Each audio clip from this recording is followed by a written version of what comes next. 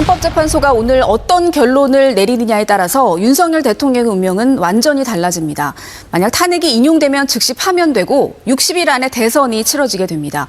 기각이나 각하라면 윤 대통령은 곧바로 직무에 복귀합니다. 헌법재판소가 윤석열 대통령에 대한 탄핵 청구를 인용했습니다. 4일 오전 11시 헌재는 윤 대통령 탄핵 심판 선고기일에서 재판관 8명 모두 찬성 의견으로 탄핵 청구를 인용하는 결정을 선고했습니다. 지금 시각은 오전 11시 22분입니다. 주문, 피청구인 대통령 윤석열을 파면한다.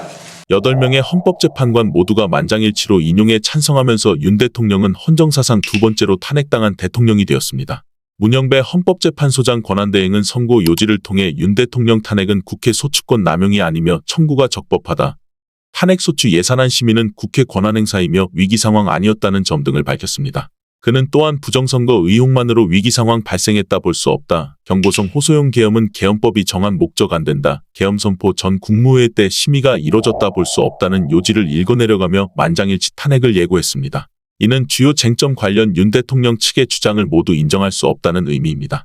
윤 대통령 탄핵 심판은 지난해 12월 14일 헌재에 사건이 접수된 이후 111일, 지난 2월 25일 변론 절차가 종결된 이후 38일 만에 선고되었습니다. 국회는 지난해 12월 3일 윤 대통령의 비상계엄 선포 행위가 위헌 위법하다며 재적의원 300명 중 찬성 204표로 탄핵소추안을 통과시켰습니다.